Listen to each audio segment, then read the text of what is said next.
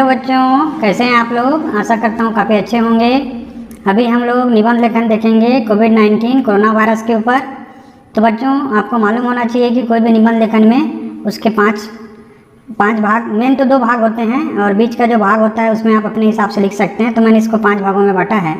जैसे पहला प्रस्तावना है, दूसरा क्या है, कोरोना संक्रमण के लक्षण हैं, तीसरा कोरोना वायरस का फैलाव है, चौथा कोरोना संक्रमण से बचाव है और 5वां जो है बच्चों उपसंहार है।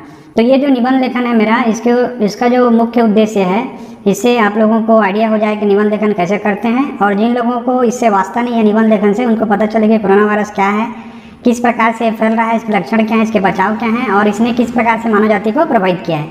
तो चलिए बच्चों शुरू करते हैं। तो देखिए, पहला प्रस्तावना है।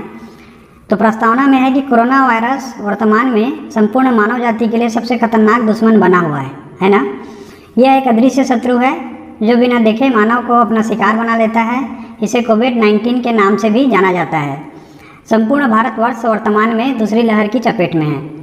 तो बच्चों, कोरोना वायरस जो है ना, अभी मानव जाति का सबसे बड़ा शत्रु बना हुआ है ना। इसको कोविड-19 भी बोलते हैं और ये दिखता नहीं है लेकिन मानव को अपना शिकार बना लेता है। आदमी को पता ही नहीं चलता कि कब उसके ऊपर अटैक करके उसके फेफड़ों को ख़राब कर देता है।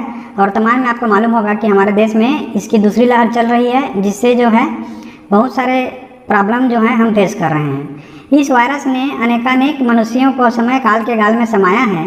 इसने अर्थव्यवस्था को नष्ट करके गरीबी और बेरोजगारी में बेतहाशा वृद्धि किया है। इस खतरनाक बीमारी से संपूर्ण मानव सभ्यता त्राहिमाम कर रहा है। इसके आगे अमेरिका, WHO और अन्य विकसित देश भी बेबस दिखते हैं। तो बच्चों देखिए, वर्तमान में क्या हो रहा है कि बहुत सारे लोग तो मरे ही जा रहे हैं, साथ ही साथ इससे लॉकडाउन करना पड़ता है, जिससे लोगों को काम नहीं मिलता और उससे गरीबी और बेरोजगारी जो है बहुत ज़्यादा बढ़ गई है। और इस बीमारी के कारण जो है सभी मानव परेशान हो चुके हैं और सभी जो मानव सभ्यता जो है, संपूर्ण मानव सभ्यता जो है वह जो है त्राहिमाम कर रहा है। और जो विकसित देश हैं, ऐसे नहीं कि भारत तो चलिए गरीब देश है, पिछड़ा हुआ देश है, लेकिन जो विकसित देश है ना, वो भी जो है काफ़ी बेबस दिखाई देते हैं। वहाँ पे भी मृत्यु दर और संक्रमण दर काफ़ी ज़्यादा है।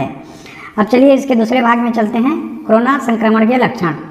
तो कोरोना संक्रमण में सर्दी, बुखार, बदन दर्द, थकान, गले में खराश, स्वाद और सुगंध का चले जाना, सांस लेने में परेशानी और भी अनेक लक्षण दिखाई देते हैं। तो बच्चों, इसके प्रमुख लक्षण कौन कौन से हैं कि इसमें आपको सर्दी हो सकता है, बुखार होगा, बदन दर्द होगा, थकान होता है बहुत ज़्यादा, गले में खराश, स्वाद और सुगंध का चले जाना, सांस लेने में परेशानी भी होता है।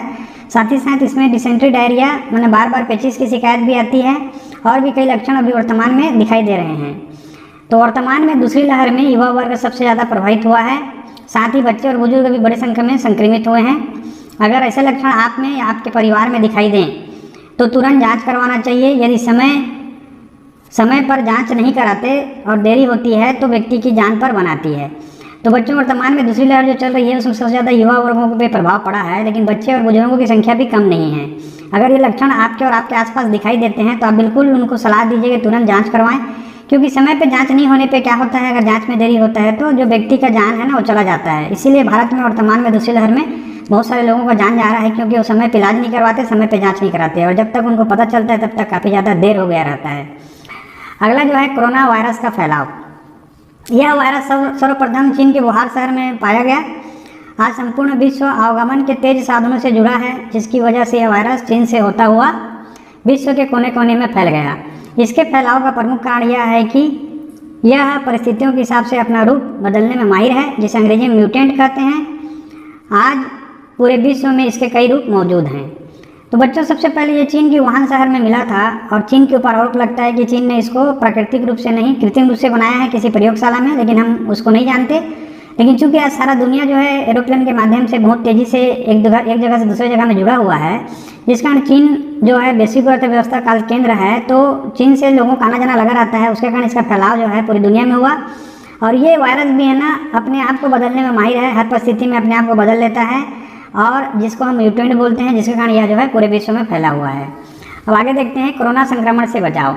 विश्व स्वास्थ्य संगठन और स्वास्थ्य मंत्रालय भारत सरकार ने इस वायरस से बचने के निम्नलिखित उपाय बताए हैं। पहला, मास्क ट्रिपल लेयर लगाकर घर से निकलना। तो जब भी आप घर से निकलिए, ये तो अनिवार्य है आज के समय में कि ट्रिपल लेयर वाला मास्क जरूर लगाएं। हाथों को बार बार साबुन से धोना, हाथों को बार बार धोते रहना चाहिए साबुन से 20 सेकेंड तक, जिससे वायरस जो है खत्म हो जाता है। एल्कोहल वाले हैंड सैनिटाइजर का प्रयोग करना। अगर आप साबुन से हाथ नहीं धोना चाहते हैं तो आप ऐसे एल्कोहल और हैंड सैनिटाइजर का प्रयोग करें जो कि कोरोना वायरस को मारने में सक्षम हो। योग्यता अनुसार टीका लगवाना, अभी भारत सरकार ने अलग अलग प्रकार के आयु वर्गों के लिए टीका की व्यवस्था की है, तो आप अपने व्यवस्था अनुसार टीका जरूर लगाइए। भीड़ भाड़ वाले जगह में जाने से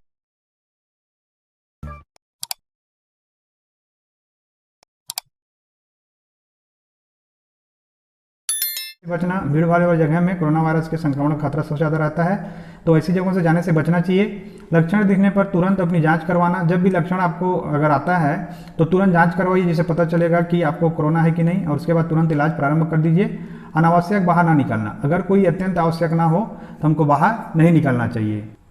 और अंत में उपसंहार, वर्तमान में लगाए जाने वाले टीके भी इस संक्रमण से संपूर्ण रक्षा नहीं करते हैं। तो बच्चों ये सबसे बड़ी त्रासदी है कि जो टीके अभी बनाए गए हैं ना, वो भी संपूर्ण रूप से इसको नहीं बताते हैं।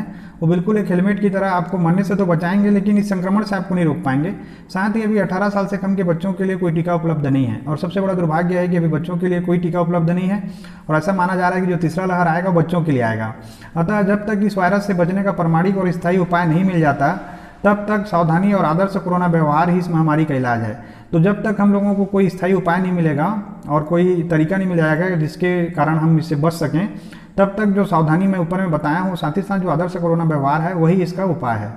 तो आशा करता हूँ मेरे इस निबंध लेखन से आपको इस विषय के ऊपर काफ़ी अच्छा ज्ञान मिला होगा, और आप लोग वीडियो को जरूर लाइक करिए, शेयर करिए, चैनल को सब्सक्राइब करिए और बेल आइकन जरूर प्रेस करिए, और कमेंट करके बताइए कि यह जो है निबंध लेखन आपको कैसे लगा। धन्यवाद देखने के लिए। Thank you for watching.